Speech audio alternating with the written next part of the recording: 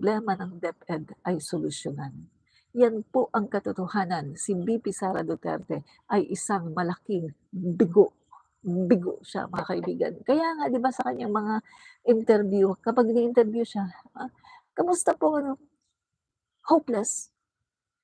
This country is going to hell. Hopeless, hopeless." Kasi hopeless siya, eh. Wala siyang ano, eh, wala siyang pag-asa. Wala siyang pag-asa, mga kaibigan, dahil hopeless siya. Siya'y isang malaking bigo, bigo ng Vice Presidente. DepEd lang, isang ano lang 'yan, isang isang ahensya lang, DepEd lang, hindi pa niya naayos. Anong nangyari sa DepEd sa kanyang panahon? Kabi-kabila ang problema, nadagdagan pa. Andiyan bukod sa confidential funds, andiyan pa yung problema ng korupsyon. Mga laptop na hindi na-deliver na mga ang mamahal, yung mga, bilyong-bilyon na ginastos sa pagkain, sa Nutriban, sa gatas na nabulok, nasira lang. Kasi yung mga Nutriban, yung mga gatas ay, hindi na kumbaga expired na. Ayun, ipapainom sa mga bata, mga kaibigan, 'no? So, ganito yung mga naging problema sa panahon ni Vice President Sara Duterte dahil hindi po siya hands-on. Hindi siya hands-on, mga kaibigan. Pinapabayaan lang niya ang kaniyang mga opisyales para kumilos. Hindi po siya hands-on. Hindi po siya katulad ng ating presidente na talagang siya yung bumababa on the ground at tinitiyak na nade-deliver ng tama ang mga programa, proyekto ng gobyerno. At kung hindi man ma-deliver, eto ay kanyang pinapanagot. Si VP Sara Duterte, wala siyang ganyan, mga kaibigan. Yung kanyang sinundan si, Briones 'no, yung DepEd Secretary ni Duterte, ang dami ding katiwalian, mga laptop na overpriced, mga kaibigan. Pero anong ginawa ni Sara Duterte? Imbes na ayusin ang problema, aba, dumagdag pa siya, mga kaibigan. Ang dami, mga undelivered na mga laptop. Yung mga learning materials na nakatambak, mga kaibigan, sa bodega ng DepEd na inanay, inamag, nabasa, nasira. Pagkatapos gusto pa niyan mag-print ng 'yang libro, mga kaibigan. Isang kaibigan na nagkakahalagang magkano, 20 million ba o 10 million. Guys, ang sabi nga ng pamangkin ko, yung libro daw ni VP Sara Duterte ay maraming mali. Take note, yung pamangkin ko mismo nagsabi, "Guys, ang dami daw mali." At ang sabi ng pamangkin ko, pinagtatawanan daw nila yung libro na yun 'no. Sila 'no, yung sa kanilang ano, sa kanilang, klase, sa kanilang school, pinagtatawanan daw nila yung libro na yan ng isang kaibigan dahil ang dami daw mali. Tingnan mo yan, mga bata mismo ang nagsasabi na ang daming mali at nagtataka pa daw sila, bakit kailangan nilang basahin yun, eh, yung level daw ay pang-kinder. My God! Kita mo yung pamangkin ko, mga kaibigan, nakapagsalita talaga siya 'no, kasi high school na siya, mga kaibigan 'no. Um, I think ano siya nun, first first year, first year or second year high school. Pinapabasa daw sa kanilang mga kaibigan. Yung libro na yun na, isang kaibigan, sabi niya pang-kinder lang ito, pang-nursery. Ah,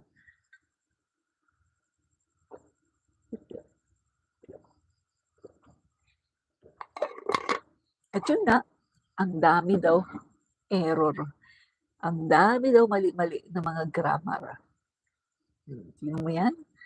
Kasi nga, mga kaibigan, si VP Sara Duterte, ang ginawa niya ay instead na yung mga learning materials na nakatambak doon sa mga bodega ng DepEd, instead na kunin niya doon at kanyang, mag-utos siya 'no, na kunin at i-distribute sa mga paaralan, hindi po niya ginawa. So, anong nangyari sa mga learning materials? Nasira. Inanay. Merong mga bukbok at yung iba nabasa pa. So, hindi po napakinabangan. Mga learning materials, napakarami. Pagkatapos gusto pa niyang mag-publish ng libro. Bakit niya gustong mag-publish ng libro? Para sa kanyang ambisyon na maging Pangulo ng Pilipinas. Biruin mo, overpriced pa ang libro 10 million? 10 to 20 million ang libro? Overpriced yun, mga kaibigan. No? Grabe. So,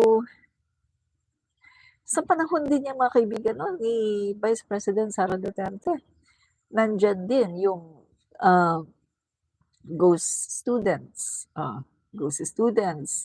Andyan din yung mga schools, no, na dapat ay ipatayo, hindi na ipatayo. Yung mga classroom na dapat i-repair, hindi na i-repair. Yung mga last mile schools na dapat na ipatayo, 8 lahat yun. Ang nagawa lang niya, 3. Ganun po siya ka-incompetent. No?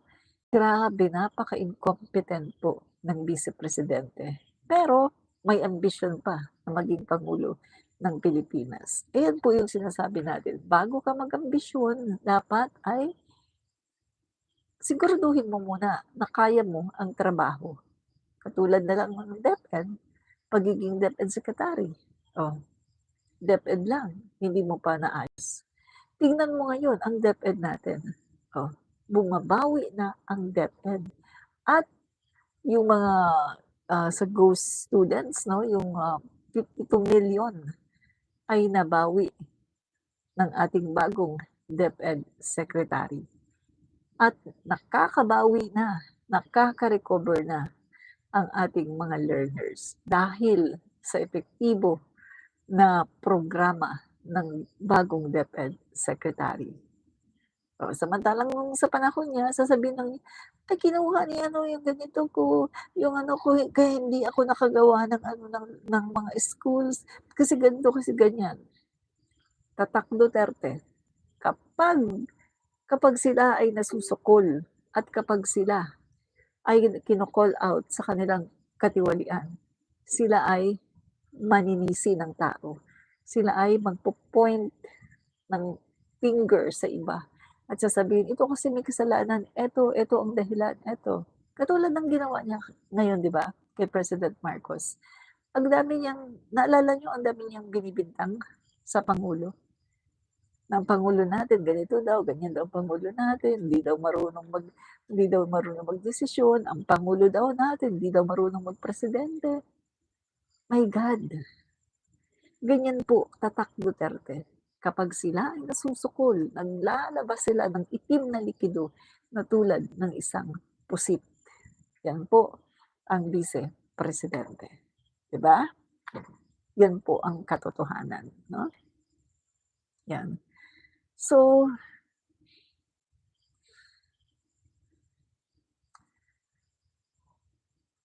meron ditong video, no? May pagkakapareho si PBBM, no? Si PBBM at saka si Vico Soto, meron silang pagkakapareho sa prinsipyo. So, palabas natin. Nakakatuwa ito Yan. May pagkakapareho sila pagdating sa prinsipyo. Tapos, gagamitin nyo sa politika. Sabihin nyo, hinaharas. Hindi. Sumunod tayo sa batas.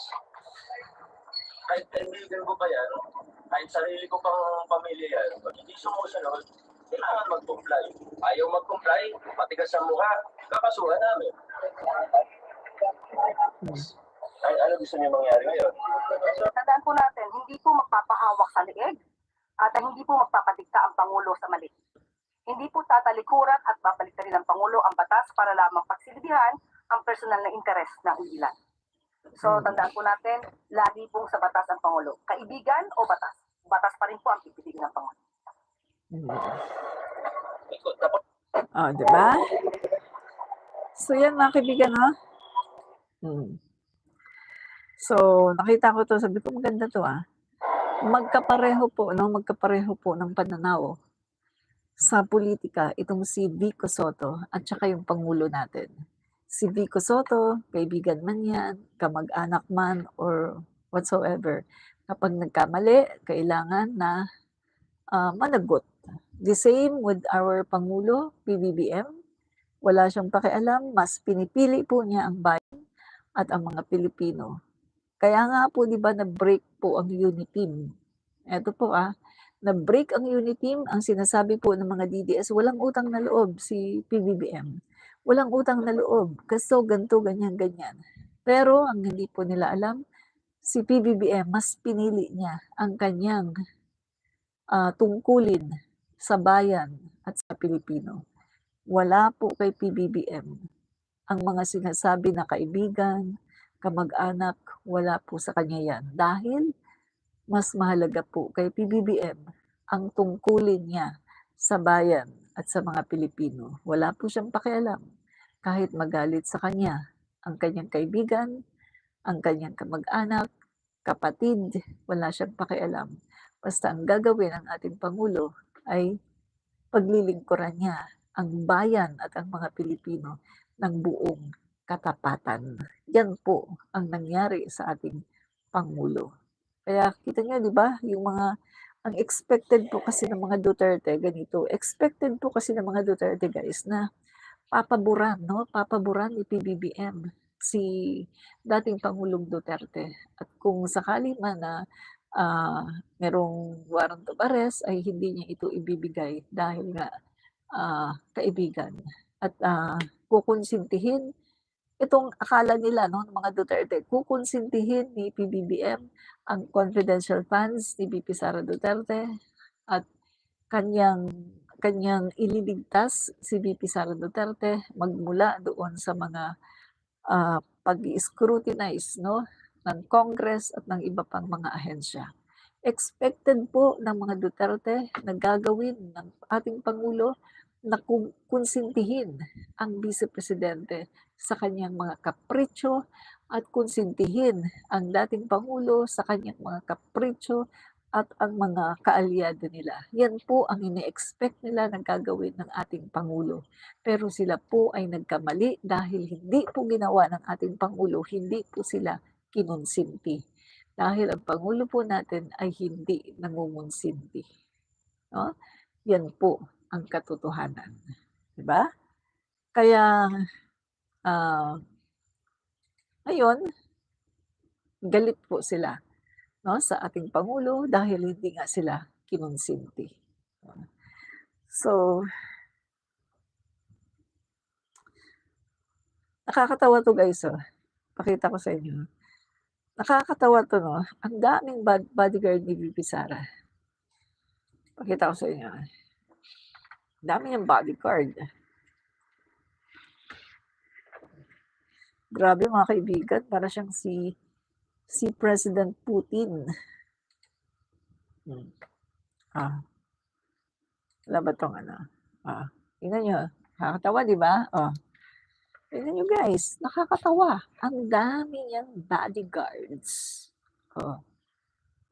Sabi ko nga sa inyo mga kaibigan 'no, nakakasama ako sa mga events ng Pangulo. Lalo na nung kasagsagan ng bagong Pilipinas Servisyo Fair, ng presidential, financial assistance, ng kasagsagan ng kampanya 'no, sa eleksyon, nakakasama ako sa ating Pangulo. Pero hindi ko nakita na ganito. Wala akong nakitang ganito, mga kaibigan. Eto grabe grabe, ang daming bodyguard. Para siyang si President Putin ng Russia na napakaraming bodyguards. Grabe mga kaibigan, talagang sila, talagang kita mo, akala mo merong tsutsуги sa kanya, 'no? Ang daming bodyguards. Kung titingnan niyo mga kaibigan, mas marami pa ang bodyguard niya kaysa dumalo. Kaysa mga tao na dumalo, mas marami pa ang kanyang bodyguard. Kita niyo. Ang Pangulo natin hindi ganyan, mga kaibigan. Alam niyo, eto sa totoo lang, kahit yung mga outdoor activities, hindi ganyan karami ang bodyguard ng pangulo natin. Tapos sa ano naman, yung mga indoor activities, katulad nito, mga indoor activities, alam niyo ba, hindi ganyan ang mga bodyguards ng pangulo natin. Kasi nag-i-instruct ang pangulo natin na huwag masyadong mahigpit. Kasi ang pangulo natin gusto niya na lumapit sa tao. Minsan nga 'no, naranasan ko, andiyan ako, malapit na ako sa pangulo, pero hindi ko siya tinatawag para mag-selfie kasi ang daming gustong makapag-selfie sa kanya, eh. So, cover-cover lang ako. Tapos nakikita ko